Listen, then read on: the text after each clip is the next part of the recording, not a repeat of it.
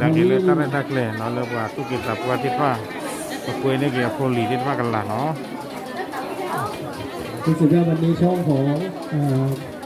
นอกจากของคาเรนวาไรตี้แล้วนะครับผมก็จะมีช่องของดงเดนิเอลนะครับก็มาเช่นเดียวกันนะครับตับลือดูมา ใน YouTube นะครับติดตามได้นะครับดงเดนิเอลนะครับผมตับลือหรอแหลกว่าไปก่อนเนาะ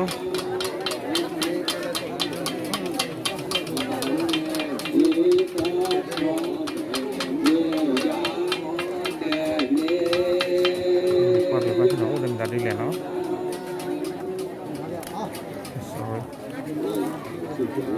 เมื่อกี้ก็จะเป็นการเรียกขวัญนะครับผมเรียกตะกรอกผมนี่นะครับผมนี่ก็เรียกขวัญนะครับผมเชิญถูกได้เลยนะครับท่านผู้ใหญ่ครับเชิญครับท่านผอครับเดี๋ยวขอกระเบียนเชิญนะครับพี่นะครับแล้วก็น้องๆแล้วก็คนที่อยู่บนบ้านนะครับพี่ๆจากทางวัฒนธรรมนะครับเชิญครับเชิญได้เลยครับแล้วก็แขกผู้มีเกียรติทุกท่านนะครับเดี๋ยวเราเชิญผูกข้อมือได้เลยนะครับแล้วกี่จีแต่คนเป็นนี่ตัวนะกี่จี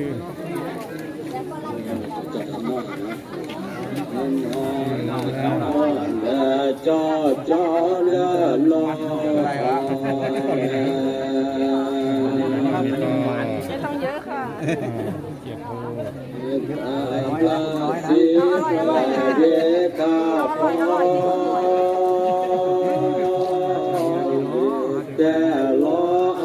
อ้ใครที่กินจูเสร็จแล้วก็อย่าเพิ่งไปไหนนะครับรับประทานอาหารร่วมกันนะครับมีอาหารพื้นถิ่นนะครับมีอาหารพื้นถิ่นที่แม่บ้านนะครับน้องๆเตรียมให้พวกเรานะครับ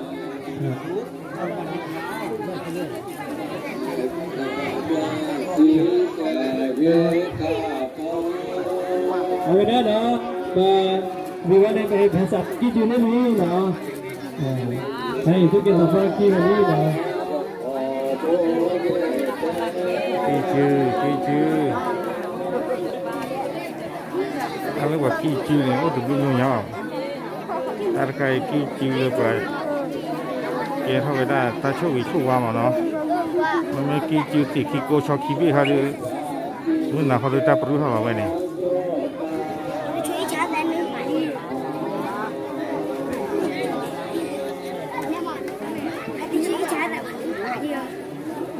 วันละเฮโร่สิบพันเนาะวันละเฮโร่สิบพัน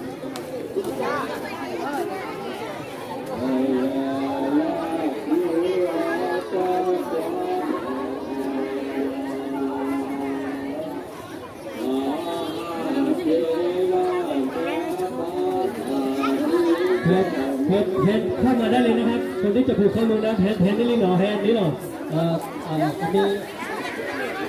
มีอะไรเขาเรียกว่าอะไรผมไหว้ตรงไหนไปอยู่ที่ไหนตลอดแล้วคนนี้พันนี้เลยที่จริงที่ล้อเต็มเลยเนาะ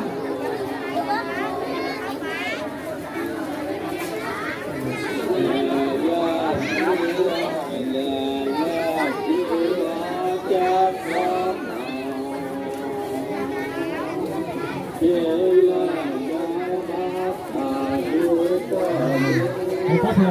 เราดีว่าเลยจริงๆแล้วจะมีนะจะมีแต่ที่แบบตั้งกระบอกนะถ้าที่ไม่มีตู้เนาะ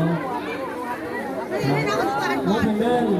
ซื้อของในบ้านทางด้านนู้นก็จะมีสาธิตทำอาหารด้วยนะครับ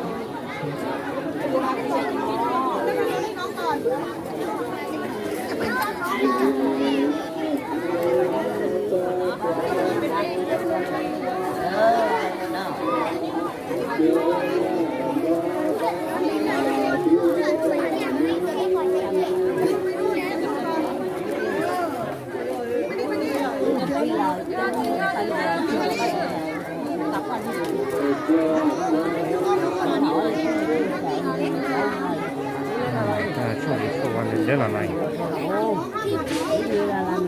เฮ้ยจะดูหลักเท่าไหร่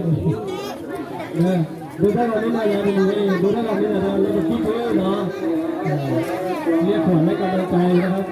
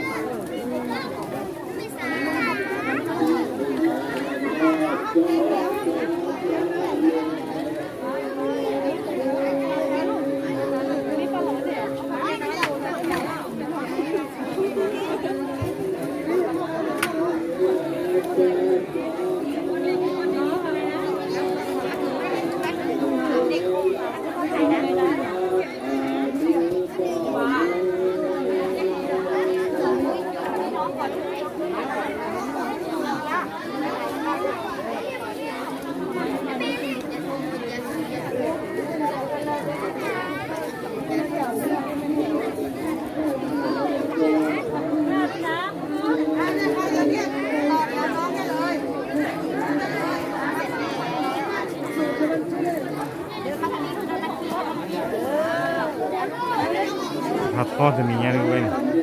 กี่กิโลเลยล่ะเว้ย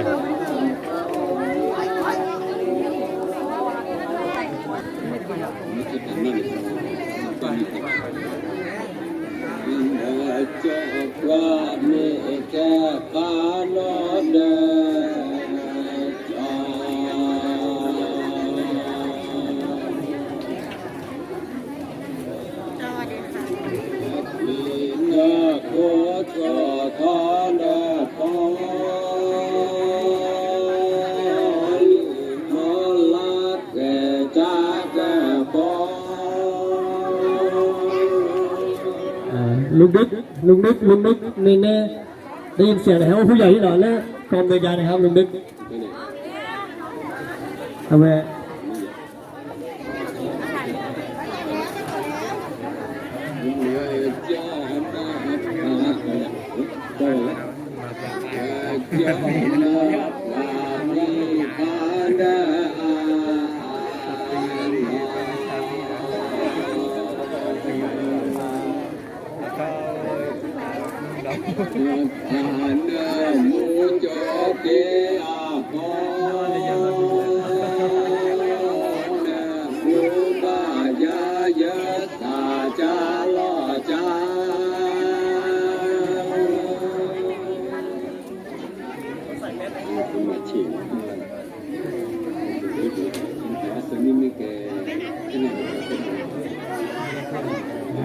ว่ากี่จื้อเต้าของมือก็ลอย